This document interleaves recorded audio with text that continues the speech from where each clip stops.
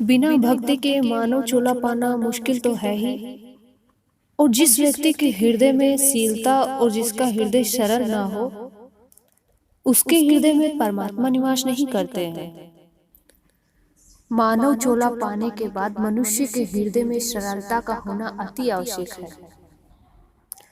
आपके पास बढ़िया घर है, गाड़ी है, बहुत धन है, सुख सुविधाएं हैं, और आपके हृदय में जब सरलता नहीं है, शीलता नहीं है, तो आप महलों में रह के भी बहुत दुखी रहेंगे। और जिस व्यक्ति के पास टूटी फूटी झोपड़ी है, खाने पीने को भले ही कम है, सुख सुविधाएं भी कम है, लेकिन उसके हृदय में अगर सरलता है, शीलता है, तो वो टूटी झोपड़ी में भी सुख से रहेगा। भगवान राम के हृदय में सरलता थी, शीलता थी, तो वो वन में रह के भी खुशी से रहते थे, सुखी से रहते थे। लेकिन रावण के हृदय में सहनशीलता और सरलता नहीं थी। वो सोने की लंका में रह के भी हमेशा ईर्ष्या की अग्नि में जलता ही रहता था। आप ये विचार मत करिए कि हमारे पास धन दौलत नहीं है, बहुत अच्छा सा घर नहीं है, गाड़ी बंगला नहीं है, तो हमारे पास परमात्मा निवास नहीं करते हैं। लेकिन जिसके हृदय में सरलता है, शीलता है, तो चाहे वो टूटी झोपड़ी में ही रहे, परमात्मा हमेशा उसके साथ रहते हैं।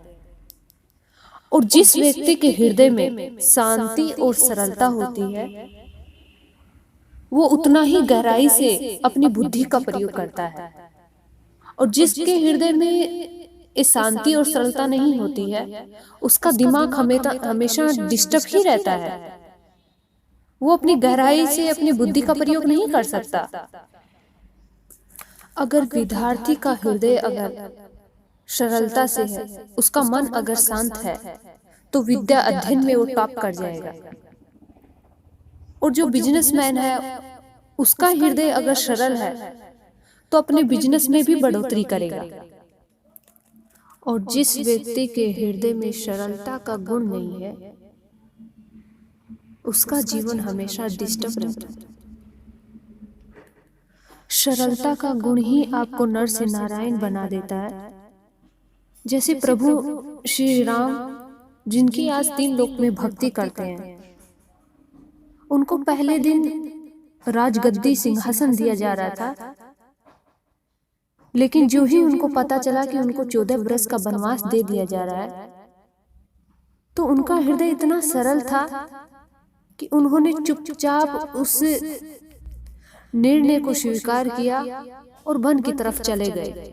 लेकिन आज के जमाने में अगर कोई माँ बाप अपने बेटा बेटी को डांट देता है, तो बेटा घर से भाग जाता है, सुबह से शाम हो जाती है, रात को घर लौटता है। माँ बाप बेचारे टेंशन में पड़े रहते हैं, कहाँ गया होगा, कैसा होगा। जब घर पे आता है, बोलता नहीं है, 2 दिन तक भोजन नहीं करता है। माँ बाप बेचारे आगे से समझ जाते हैं कि आगे से अगर डांटेंगे तो ये घर छोड़ के हमेशा हमेशा के लिए चला जाएगा। ऐसा इंजेक्शन माँ बाप को लगा देता है कि आगे से माँ बाप की बोलती बंद हो जाती है कि उसको डांट फटकारे ही ना। सास बहू के बीच में भी झगड़ा आजकल बहुत सुनने को मिलता है। सास और बहू की पटती नहीं है, मन से मन मैच नहीं कर पाता है। कई स्त्रियों को देखा जाता है, जैसी साड़ी वैसी लिपस्टिक, वैसी नेल पॉलिश, वैसी ही चप्पल, वैसी ही सैंडल, सब सेम सेम। लेकिन घर में उनका देखें तो सास बहू एक दूसरे को देखना नहीं चाहती, देवरानी जेठानी एक दूसरे को देखना नहीं चाहती। आपके कपड़े मैच करें या ना करें, लेकिन आपके मन अगर मैच हो जाए तो आपका घर ही मंदिर बन जाए। आपके जीवन में आपको कोई रोकने टोकने वाला कोई है तो उसका एहसान मानिए, क्योंकि जिन बागों के माली नहीं होते हैं, वो बाग जल्द ही उजड़ जाते हैं। समझ लीजिए कि आपके जीवन में आपको कोई डांट फटकार रहा है तो हमारे भले के लिए ही हमको कह रहा है, तो चुपचाप उनकी बातों को सुन के हमको उनका कहा मानना चाहिए, वरना उस बाग की तरह हमारी दशा हो जाएगी कि वो बाग चाहे कितना हो सुंदर, उसमें फूल क्यों ना लगे हुए हैं, लेकिन उसका कोई रखवाली करने वाला, उसका कोई माली नहीं हो, तो उस बाग की कोई वैल्यू नहीं होती है। उसी प्रकार से आपके जीवन में अगर आपको कोई डांट फटकार लगा रहा है, आपको कोई सही रास्ते पे ले जाने की कोशिश कर रहा है, तो उसका एहसान मानना चाहिए, शुक्रिया अदा करना चाहिए कि कम से कम कोई तो है जो हमारी फिक्र कर रहा है। तो उस बातों से हमको घबराना नहीं चाहिए कि हमको ये कह दिया है, हम इनसे बात नहीं करेंगे, गाली गलौज कर देते हैं, 10-10 दिन तक बोलते नहीं है, भोजन नहीं करेंगे। इन सब बुरी आदतों को त्याग के अगर उनकी बात को स्वीकार कर ले तो उसमें हमारा क्या जाता है। और जिस व्यक्ति के हृदय में इस सरलता वाला जो गुण नहीं है, उस व्यक्ति के अंदर परमात्मा निवास नहीं करते हैं। जैसे रामायण में एक वाणी लिखा हुआ है, निर्मल मन जन सो मोहि पावा,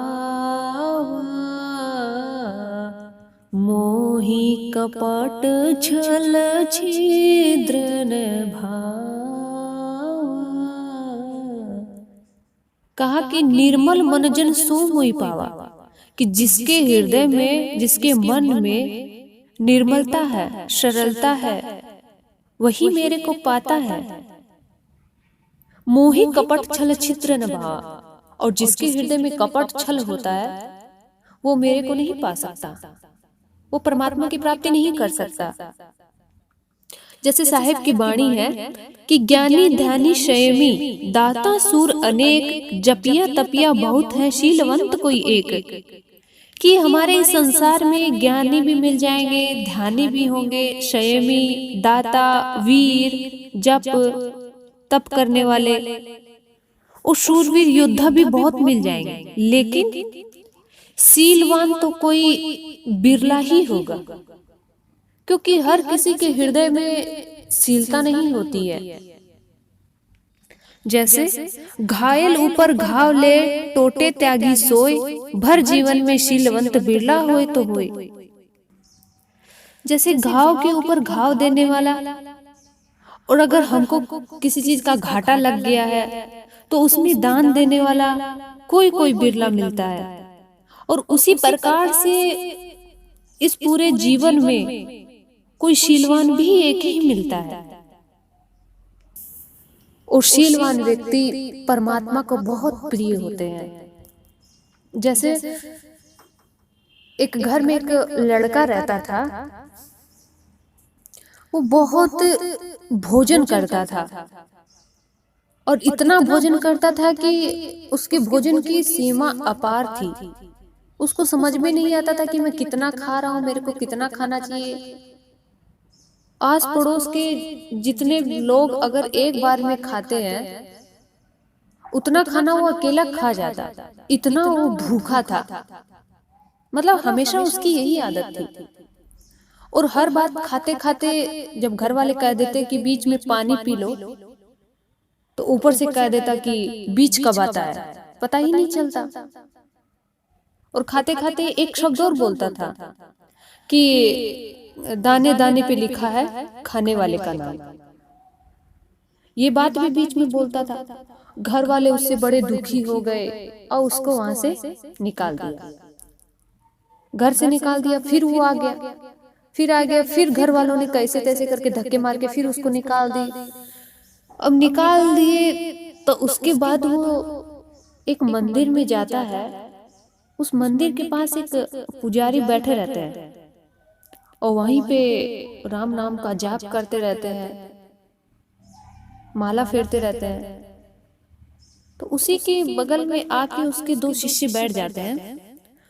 तो वो कहता है कि जाके उनको प्रणाम करता है और कहता है कि ये दो लोग कौन हैं जो आपके साथ में हैं। तो कहते हैं कि ये मेरे दो चेले हैं और मैं इनका गुरु हूँ। तो कहता है कि आप मेरे को भी अपना चेला बनाएंगे? तो कहा कि हाँ, चेला बना लेंगे तुमको। तो कहा कि कुछ काम धाम तो नहीं ना करना पड़ेगा? तो कहा कि काम कुछ नहीं है, बस काम एक ही है, परमात्मा का भजन करो, भक्ति करो और उनका सुबह शाम आरती पूजा पाठ करो, खाने पीने की कोई कमी नहीं है, सब कुछ है। अब उसको चाहिए यही था कि हमको कोई खाना वाली जगह हमको मिल जाए तो ठीक है। और उस व्यक्ति का भाग्य इतना बड़ा था कि वो खाना भी वहीं पे मिल रहा है जहाँ पे परमात्मा का भजन हो रहा है। कई बार तो व्यक्ति जब किसी को घर से निकल भी जाता है, किसी को निकाल भी देते हैं, तो मंदिर मस्जिद तो छोड़ना बहुत दूर की बात है, कोई सुसाइड करके मर जाता है, टेंशन कर लेता है। लेकिन उस व्यक्ति का हृदय एकदम निर्मल था। वो जाता है उस मंदिर में और बाबा को बना के गुरु अपना वहीं पे खाता पीता था। तो पूछा कि बाबा जी यहाँ भोजन 3 टाइम बनता है कि 4 टाइम? कहा कि यहाँ तीनों टाइम, चारों टाइम भोजन होता रहता है। तो उसने कहा कि अगर चारों टाइम अगर मैं भोजन करूं तो कोई दिक्कत तो नहीं है? तो कहा कि बाबा विचार मन में किए कि दिक्कत नहीं है कुछ भी, परमात्मा जितना देता है उतना मिलता है, सब हम भक्तों को खिला देते हैं। तो बाबा सोचे कि बेचारा बहुत भूखा होगा, चलिए बच्चा है कोई बात नहीं। तो वो खाता था, काफी दिन बीत गए। एक दिन एकादशी का व्रत आता है, जैसे हमारे हिंदू धर्म में मनाया जाता है, एकादशी का व्रत आता है। तो एकादशी के व्रत के दिन सुबह से शाम तक वहां पे भोजन नहीं बनता था। तो उन्होंने बाबा से पूछा कि बाबा आज भोजन नहीं बन रहा है, सब लोग नहा धो के राम नाम का सुमिरन कर रहे हैं, क्या बात है? तो बाबा ने कहा कि आज तो एकादशी का व्रत है, आज के दिन हम अन्न नहीं खाते हैं, आज भूखा ही रहना पड़ेगा। तो उन्होंने कहा कि गुरुदेव मेरे से तो भूखा नहीं रहा जाता है, मैं तो व्रत नहीं भोग सकता। तो उन्होंने कहा कि ठीक है, तुम व्रत नहीं कर सकते तो तुम अपना भोजन तो स्वयं बना सकते हो। तो कहा ठीक है, हम बना लेंगे अपना भोजन, आप मेरे को बस राशन पानी दे दीजिए, हम अपना भोजन बना लेंगे।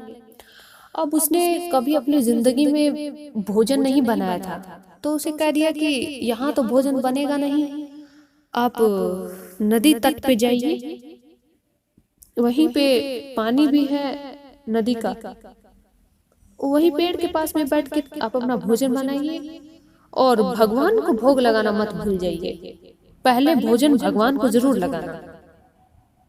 तो वो कहता है कि ठीक है। तो उसको राशन पानी सब दे देते हैं।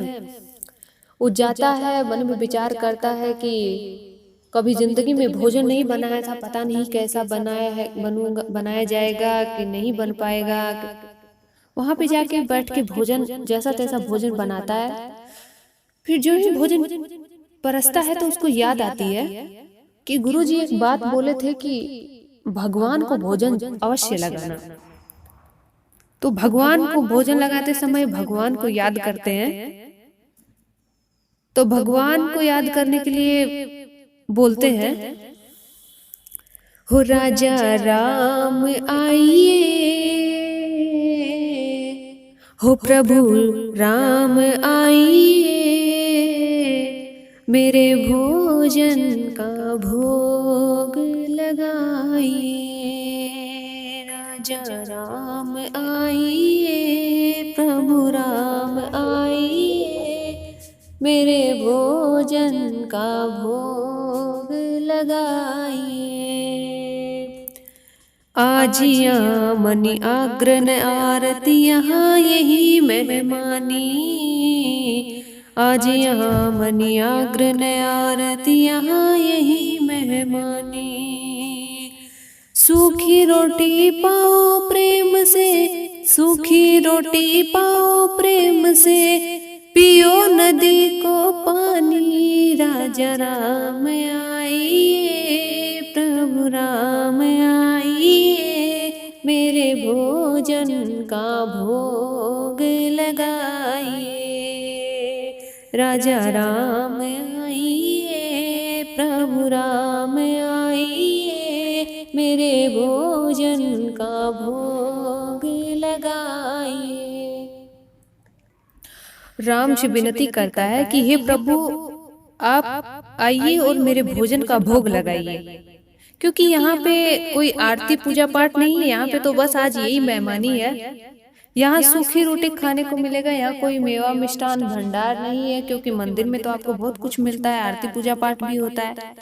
यहाँ सूखी रोटी खाइए और नदी का पानी पीजिए। हे प्रभु आइए और मेरे भोजन का भोग लगाइए।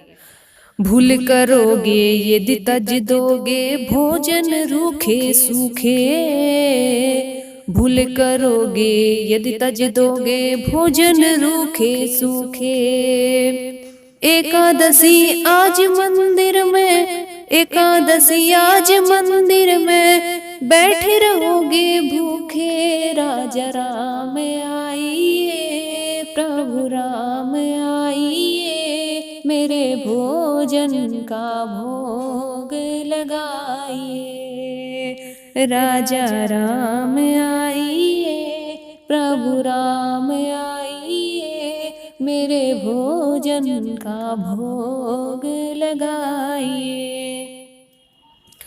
भक्त कह रहा है, भूल करोगे यदि तज दोगे भोजन रूखा सूखा। हे प्रभु, अगर आप मेरे रूखे सूखे भोजन को तज दोगे तो ठीक नहीं रहेगा। एकादशी आज मंदिर में बैठे रहोगे भूखे, क्योंकि आज मंदिर में तो एकादशी का व्रत रखा हुआ है, कोई भोजन देने वाला नहीं है। यहाँ पे आइए और ये भोजन रूखा सूखा जो मैंने बनाया है उसको पाइए, क्योंकि गुरुदेव का आदेश है। और पानी पीजिए नदी का और मेरे भोजन का भोग लगाइए, ताकि मैं भी भोजन पा सकूं। इतनी बातें सुनकर भगवान वहां पे प्रकट होते हैं, क्योंकि जो अपने हृदय से जब परमात्मा को अगर पुकार करता है तो परमात्मा उसकी अवश्य सुनते हैं। तो प्रभु वहां पे प्रकट होते हैं। प्रभु तो इंतजार ही कर रहे थे कि भक्त अगर हमको बुलाए तो। नीला भुज श्यामलम कोमलम सीता समारोपित भम भागम पाऊ महाशायक चरुचापर नमामि रामम रघुवंश धामम। नीली भुजाएं, श्याम रूप, सीता को संग में लेके वहां पे उतरते हैं। अब सीता को साथ में देखता है तो भक्त विचित्र हो जाता है कि मैंने तो, गुरुदेव ने तो कहा कि भगवान को भोग लगाना, मैंने तो एक ही को बुलाया था, ये साथ में ये कहाँ से आ गई। प्रभु को प्रणाम करता है और एक तरफ भोजन की तरफ देखता है, एक तरफ उधर देखता है। तो भगवान पूछते हैं कि क्या हुआ। तो कहा कुछ नहीं प्रभु, आइए बैठिए भोजन पाइए। कहा कि क्या बात हुई पहले बताओ। तो कहा कि गुरुदेव तो कहे थे कि भगवान अकेले आएंगे, उनको भोग लगाना है, आप तो दो आ गए हैं साथ में। फिर भी चलिए कोई बात नहीं, आप बैठिए, भोजन बहुत है, पाइए आप। पाते हैं भोजन। पाने के बाद जब जाने लगते हैं तो उनके पांव पकड़ के बोलते हैं कि हे प्रभु, अगली बार एक ही आवाज में आ जाना, आज आपने बहुत देर कर दिया है, अब ज्यादा इंतजार मेरे से नहीं होता है। और एक बात और बताते बताते मेरे को जाइए कि अगली बार आप कितने लोग आएंगे साथ में, ताकि उसी हिसाब से मैं भोजन बनाऊं। तो प्रभु कुछ नहीं बोले और कहा कि अगली बार आएंगे तब बताएं। तो कहा ठीक है। जब एक साल बाद फिर एकादशी आता है तो उसको कहा जाता है कि ठीक है, तुम अपना राशन पानी लेके जाओ, आज फिर एकादशी है। तो कहा कि गुरुदेव भोजन थोड़ा ज्यादा राशन दे दीजिएगा, क्योंकि प्रभु अकेले नहीं आते, उनके साथ में एक और आते, दो लोग आते हैं। तो गुरुदेव ने सोचा कि ये बहुत भूखा रहता है, इसको भोजन करने की बहुत इच्छा रहती है, तो इसीलिए झूठ बोल के मांग रहा है।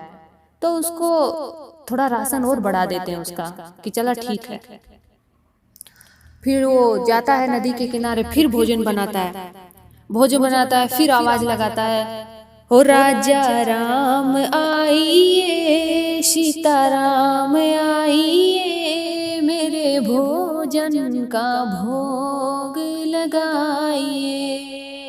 राजा राम आइए, सीता मेरे भोजन का भोग लगाइए। इतनी आवाज सुनी तो प्रभु तो तैयारी थे कि भक्त कब बुलाए। प्रभु उतरते हैं, राम बाम दीरी जानकी लखन दाहिनी और। राम और जानकी माता और इस बार दाहिनी और लक्ष्मण जी को लेके आते हैं। अब तीनों लोगों को जो ही भक्त देखता है तो घबरा जाता है कि आज एक और भक्त बढ़ गया है। एक और भक्त बढ़ने के बाद जब एक तरफ भोजन फिर देखता है कि आज तो लग रहा है कि आज तो भूखा ही सोना पड़ेगा, क्योंकि ये प्रभु तो दिन प्रतिदिन एक न एक को बढ़ाते ही रहते हैं।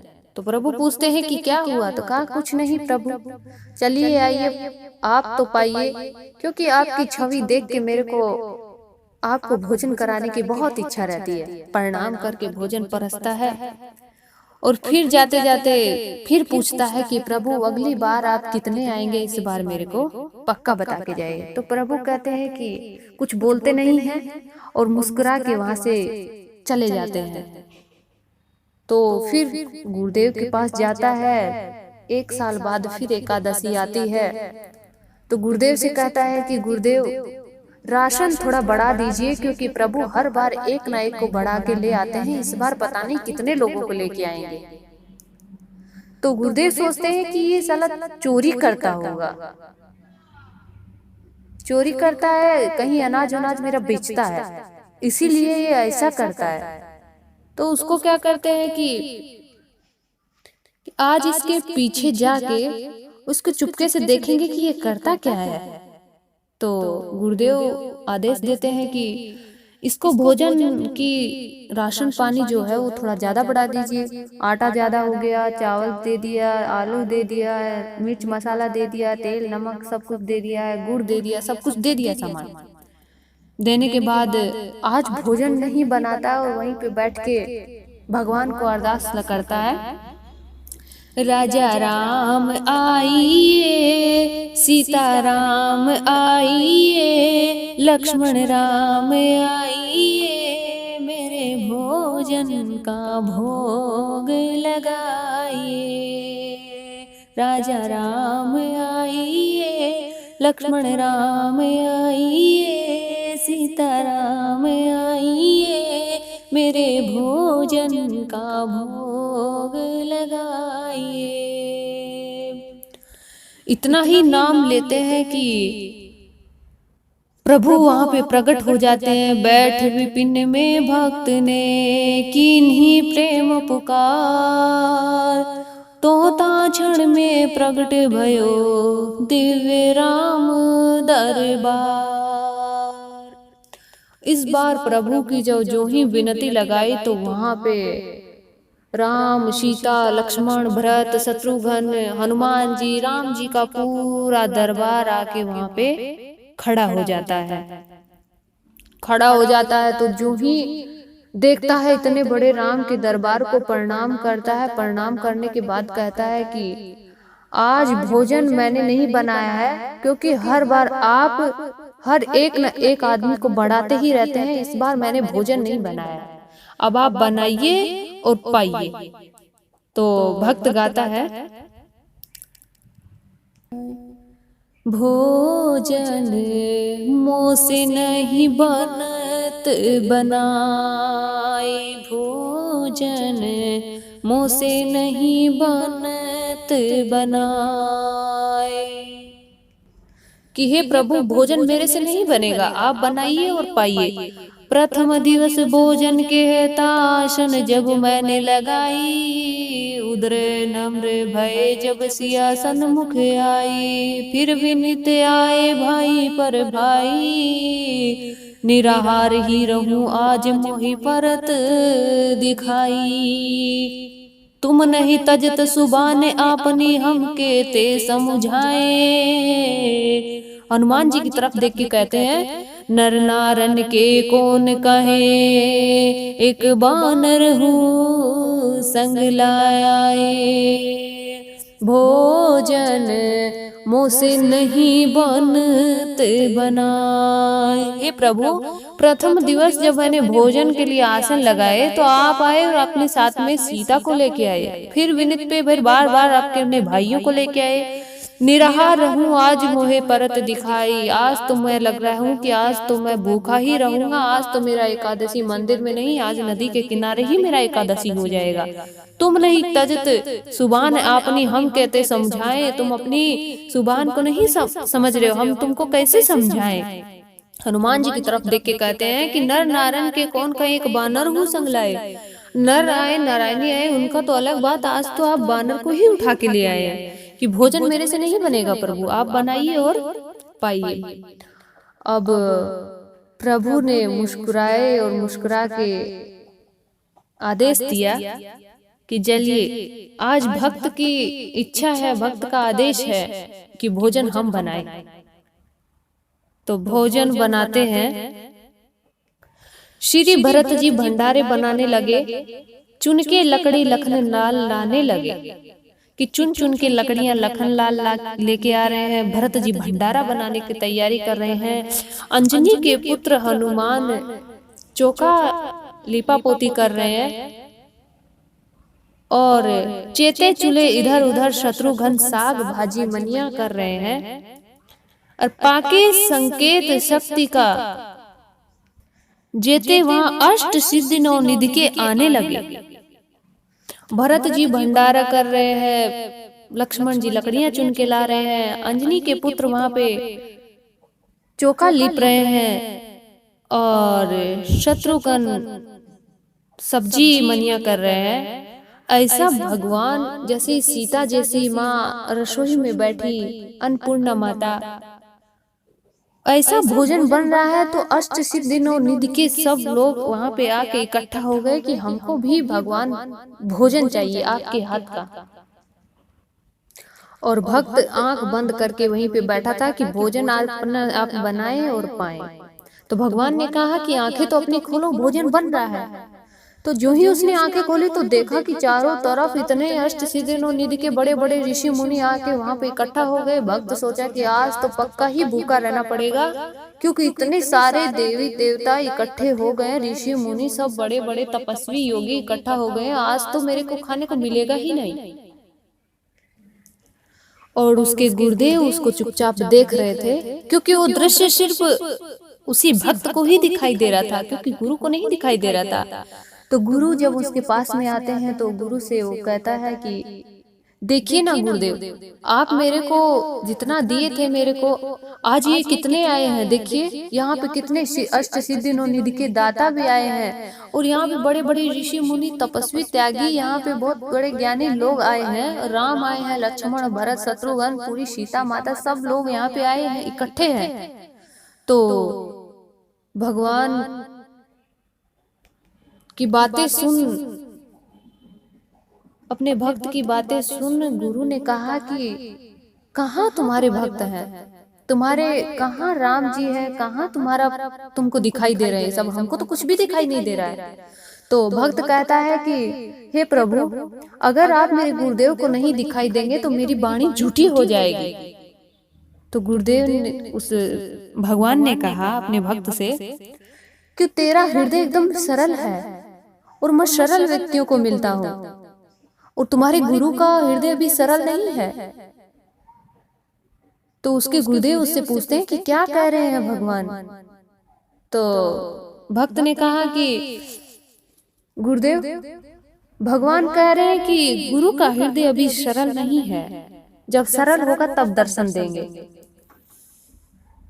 तो गुरुदेव कहते हैं कि मैं सरल तो नहीं, लेकिन मैं तरल जरूर हो गया हूँ। बातें सुन के आंखों से नीर बहने लगता है। तो प्रभु साक्षात गुरुदेव के सामने आके उनको दर्शन देते हैं। तब गुरु कहते हैं कि ये जरूर सुना है कि गुरु के कारण शिष्य को परमात्मा की प्राप्ति होती है, भगवान का दर्शन होता है, लेकिन आज उल्टा हो गया है। आज शिष्य के कारण गुरु को परमात्मा की प्राप्ति हो गई है। इस कथा का मतलब यही है कि जिसके हृदय में शील होती है, सरलता होती है, क्योंकि उस भक्त के अंदर कोई ऐसा कपट छल नहीं था, कोई उसके अंदर ऐसी भावना नहीं थी प्रभु के प्रति, एकदम निश्चल भाव से वो प्रभु को बुला रहा था। सील क्षमा जब उपजे अलख दृष्टि तब होय, बिना सील पहुँचे नहीं लाख कथे जो कोय। सील गहे कोई सावधान तन पहिरे जाग, बासन बासन के खिसे चोर न सकई लाग। सील मिलावे नाम को जो कोई जाने राग, कहे कबीर मैं क्या कहूँ सुखदेव बोले साग। कि सील क्षमा जब उपजे अलख दृष्टि तब होय, बिना सील पहुँचे नहीं लाख कथे जो कोय। कि जिसके हृदय में शील क्षमा उत्पन्न होती है, उसी के हृदय में परमात्मा की प्राप्ति हो जाती है। बिना सील के कोई कितना ही प्रयास कर ले, वो परमात्मा के धाम नहीं पहुंच सकता। और जो कोई पुरुष सील को धारण कर सदैव सचेत रहता है, उसके समीप विकार रूपी चोर नहीं आते हैं। जैसे बर्तन की आवाज सुनकर चोर दूर भाग जाता है, उसी प्रकार से जिसके हृदय में सरलता होती है, उस व्यक्ति के हृदय में कभी कपट छल नहीं होता है। सील मिलावे राम को जो कोई जाने राख, कहे कबीर मैं क्या कहूँ सुखदेव बोले साक। सील स्वभाव परमात्मा से मिला देते हैं, जैसे भक्त को मिला दिया। यदि कोई पुरुष इसको धारण कर ले तो उसको परम पिता परमात्मा की प्राप्ति हो जाती है। ये बात साहब कह रहे हैं कि मैं अकेला नहीं कह रहा, ये बात सुखदेव मुनि भी कहे हैं, ये बात गोरख मुनि भी कहे हैं, जो इस 3 लोक में अमर कहे जाते हैं। कि सील ही राखी विरक्त भे हरि के मार्ग जाही, साखी गोरखनाथ जो अमर बहे कली माही। कि कलयुग में गोरखनाथ जी अमर हो गए सील के कारण। सील स्वभाव को धारण करके बड़े बड़े ऋषि मुनि इस कलयुग के अमर हो गए हैं। इसमें गुरु गोरखनाथ भी साक्षी हैं, क्योंकि उन्हें 3 लोक में अमर कहा जाता है। सीलवंत सब सो बड़ा सब रत्नों की खान, 3 लोक की संपदा रही सील में आन। सीलवान व्यक्ति तीनों लोक में पूजा जाता है। सीलवंत सबसे बड़ा सब रत्नों की, पूरे रत्नों की खान ही सीलवंत जो तेरे हृदय में ही है। 3 लोक की संपदा रही सील में आन। प्रभु राम के अंदर सील था। और सरल शब्द का मतलब एक ये भी होता है कि स मतलब सीता, र मतलब राम, ल मतलब लक्ष्मण। स मतलब सीता, सीता का जैसा पति धर्म। र मतलब राम, राम के जैसा स्वभाव। और ल मतलब लक्ष्मण, लक्ष्मण के जैसा त्याग, और सीता के जैसा त्याग। अगर ये सब चीजें जिसके हृदय में होती है, त्याग होता है, उसका जिसका निर्मल स्वभाव होता है, जिसके अंदर सेवा करने की भावना होती है, उसी के हृदय में राम लक्ष्मण सीता निवास करते हैं। उसी के घर में सुख शांति निवास करती है। हम मंदिरों में जाते हैं, देवी देवताओं की पूजा आराधना करते हैं, राम की करते हैं, हनुमान की करते हैं, कृष्ण की करते हैं, हर एक देवी देवताओं की पूजा आराधना करते हैं। लेकिन पूजा आराधना करने से कुछ नहीं मिलने वाला जब तक उनके आचरण को हम अपने अंदर उतार न लें। संतों के चरण जरूर छूते हैं, लेकिन संतों के आचरण को हम अपने हृदय में नहीं उतारते हैं, तो हमारे चरण छूने का कोई मतलब नहीं है। हम किसी की पूजा अर्चना करें या ना करें, लेकिन उनके गुणों को अगर हम अपने हृदय में उतार लेते हैं, तो हम खुद भी नर से नारायण बन जाते हैं। हम भी राम जैसे बन सकते हैं, हम भी सीता जैसी बन सकते हैं, अगर उनके जैसे स्वभाव को हम अपने हृदय में उतार लेते हैं। तो भगवान राम को दुनिया मानती है, दुनिया पूजती है उनको, लेकिन भगवान राम के गुणों को कोई अपने अंदर नहीं उतार पाता है। जैसे राम ने अपने वनवास गए थे तो अपने भाई के लिए अपना राजपाट दे दिया था पूरा, लेकिन आज की दुनिया में भाई भाई है, अपने भाई को 1 गज जमीन नहीं दे सकता है। 1 फुट जमीन देने में ही उनके अंदर लड़ाई झगड़ा चलता ही रहता है। इसीलिए कहने का मतलब ये है कि हम किसी की पूजा आराधना करने का मतलब ये नहीं है कि हमारे अंदर शीलता आ जाएगी। उनके गुणों को अगर हम अपने अंदर उतार लेते हैं, तो हम भी भगवान राम की तरह बन सकते हैं। घर ही में तीर्थ मनाइबे वो मंदिर हम काहे को जाइबे। सास मोरी गौरी ससुर महादेवा, स्वामी को ईश्वर बनाइए मंदिर हम काहे को जाइबे। हमारे घर ही में हमारी सास हमारी गौरी समान है, शंकर जी समान, हमारे शिव समान हमारे ससुर जी हैं। और जिसको परमेश्वर कहा जाता है, वो पति हमारे परमेश्वर हैं। उनके जैसा, जैसे कि मंदिरों में सब स्त्रियां जाती हैं, भगवान राम की सब देवी देवताओं की पूजा आराधना करती हैं, लेकिन अपने पति का कभी आज तक अपने जीवन में कभी पति का पैर नहीं छुआ है। कोई पत्नी। हालांकि सब कुछ खाने पीने हर एक चीज की व्यवस्था पति करते हैं। तीन लोक में पति को परमेश्वर का दर्जा दिया गया है। तो ये दर्जा परमेश्वर का क्यों दिया गया? कुछ सोच समझ के ही दिया गया है, क्योंकि पति जो होता है वो हर पत्नी की हर एक सुख सुविधा, उसके रहन सहन, उसकी खुशी के बारे में सोचता है। तो पत्नी का भी कर्तव्य बनता है कि पति के साथ में चल के उसके हर एक कदम कदम पे उसका साथ दें, उससे कंधा से कंधा मिला के उसके हर एक काम में हम उसकी मदद करें। और ये कार्य तभी हो सकता है जब हम किसी के अच्छे स्वभाव को अपने अंदर उतारेंगे, और हम जब शील बनेंगे तभी हमको परमात्मा की प्राप्ति होती है, तभी हमको सुख और शांति मिल सकती है। फिर हमको कहीं किसी तीर्थ यात्रा पे कहीं जाने की जरूरत नहीं है, हम अपने घर ही में सुख शांति पा सकते हैं, बशर्ते हमको गम को त्याग के हमको शील बनना है।